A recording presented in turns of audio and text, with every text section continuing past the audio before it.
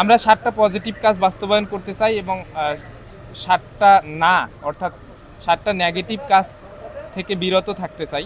7টা হ্যাঁ হচ্ছে: প্রথম হ্যাঁ, শিক্ষা ও গবেষণার সুষ্ঠু পরিবেশ।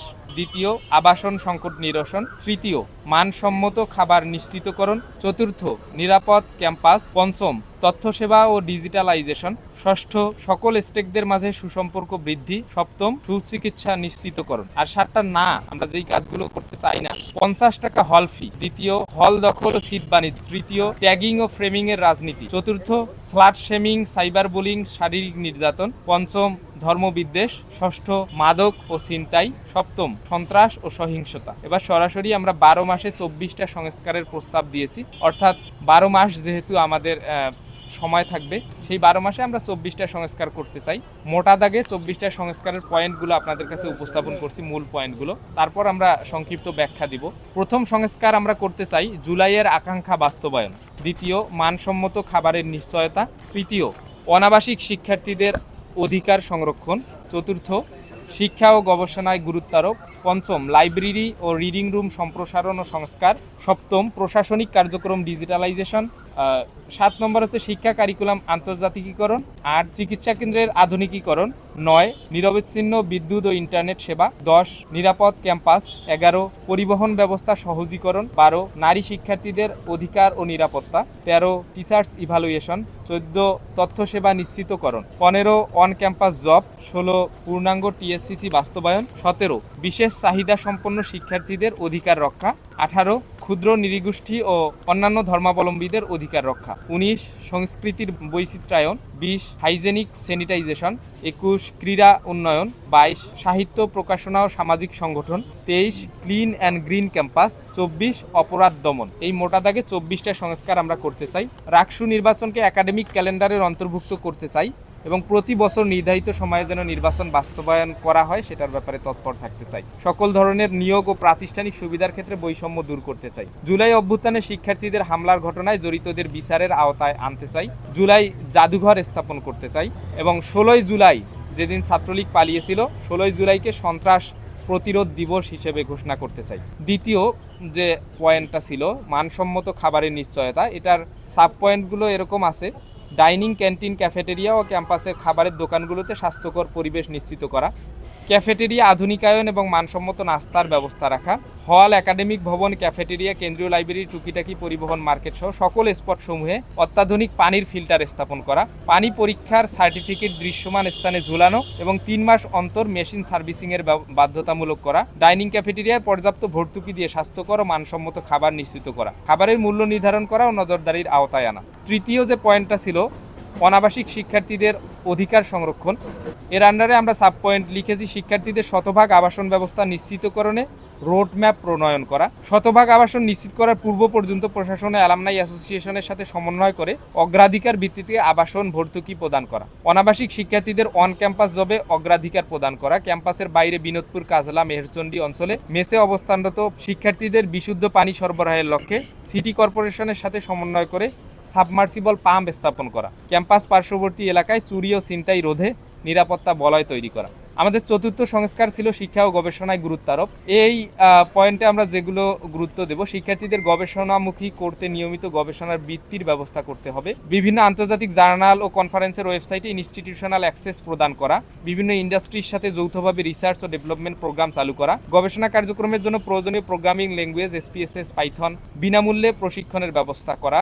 দক্ষতা বৃদ্ধি, স্কলারশিপ, উচ্চশিক্ষা ও গবেষণার জন্য নিয়মিত কর্মশালার আয়োজন করা। স্টুডেন্ট ইমেল আইডি দিয়ে WS স্কোপাস ইন্ডেক্স জার্নালে অ্যাক্সেস প্রদান করা। পঞ্চম সংস্কার ছিল লাইব্রেরি ও রিডিং রুম সম্প্রসারণ ও সংস্কার। জুলাইয়ের স্পিরিট ধারণ করে ও প্রতিযোগিতায় অংশগ্রহণের ব্যবস্থা করা। এক্সট্রা কারিকুলাম অ্যাক্টিভিটিকে গুরুত্ব দেয়া এবং বিশ্ববিদ্যালয়ের অ্যালামনাইদের মাধ্যমে আন্তর্জাতিক কানেক্টিভিটি নিশ্চিত করা। বিভিন্ন আন্তর্জাতিক বিশ্ববিদ্যালয়ের সাথে শিক্ষা ও গবেষণার যৌথ সমন্বয়ের জন্য MOU চুক্তি, অর্থাৎ MOU চুক্তি যেটা, এটা স্বাক্ষরের চেষ্টা করা। আন্তর্জাতিক মানের বিশ্ববিদ্যালয়ের সাথে টিচার্স এক্সচেঞ্জ প্রোগ্রামের ব্যবস্থা রাখা। সপ্তম সংস্কার ছিল প্রশাসনিক কার্যক্রম ডিজিটালাইজেশন। এটার আন্ডারে আছে ওয়ান অ্যাপ অল সলিউশন, যেমন ভর্তি, ফি প্রদান, কোর্স রেজিস্ট্রেশন, রেজাল্ট দেখা, লাইব্রেরির বই নেওয়া, হল আবেদন, ক্লাস কানেক্টিভিটি যাবতীয় কাজ একটি মোবাইল অ্যাপ বা ওয়েব অ্যাপের মাধ্যমে ব্যবস্থা করা। হল উন্নয়নের নামে 50 টাকা আবশ্যিক ফি সহ সকল অযৌক্তিক ফি বাতিল করা। টিএসসিসি অডিটোরিয়াম, গ্যালারি প্রভৃতি ভাড়া সাধ্যের মধ্যে রাখা এবং প্রয়োজন সাপেক্ষে মওকুফ করা।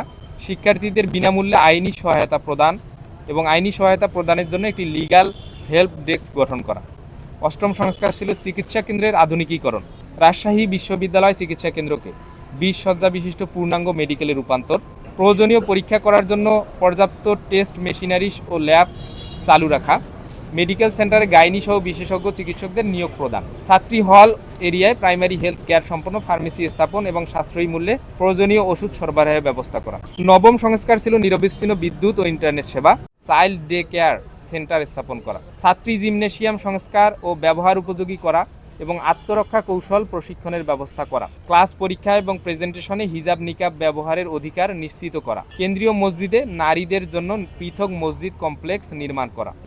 13 টিচার্স ইভ্যালুয়েশন বা শিক্ষক মূল্যায়ন পদ্ধতির মাধ্যমে পাঠদানের ব্যাপারে শিক্ষকদের মনোযোগ, শ্রম, নিষ্ঠা ও দায়বদ্ধতা বৃদ্ধি করা। শিক্ষকদের দক্ষতা বৃদ্ধির লক্ষ্যে শিক্ষণ ও শিক্ষাদান বিষয়ক প্রশিক্ষণ নিশ্চিত করা। বিভাগগুলোতে সংশ্লিষ্ট বিষয়ে অভিজ্ঞ দেশীয় আন্তর্জাতিক শিক্ষাবিদগণকে ভিজিটিং প্রফেসর হিসেবে নিয়োগ দিয়ে শিক্ষার্থীদের আগ্রহ ও মনোবল বৃদ্ধি করা। 14 তথ্যসেবা নিশ্চিতকরণ। তথ্যসেবা ও অবাধ তথ্যপ্রবাহ সৃষ্টিতে ইনফো অ্যাপস চালু করা। প্রতিটি বিভাগে ডেটা স্টোরের মাধ্যমে শিক্ষার্থীদের ব্যক্তিগত তথ্য সংরক্ষণ করা। তথ্য প্রযুক্তিগত দক্ষতা উন্নয়নে ডিজিটাল স্কিল ডেভেলপমেন্ট কোর্স চালু করা। 15 অন ক্যাম্পাস জব। আপনারা জানেন অন ক্যাম্পাস জবের ক্ষেত্রে আমাদের কতটা অসুবিধা হচ্ছে। এখানকার শিক্ষার্থীরা অনেকেই অর্থনৈতিকভাবে এস্টাবলিশমেন্ট না। সেখানে আমরা লিখেছি প্রক্টোরিয়াল বডিতে কমিউনিটি পুলিশিং সিস্টেম চালু করা।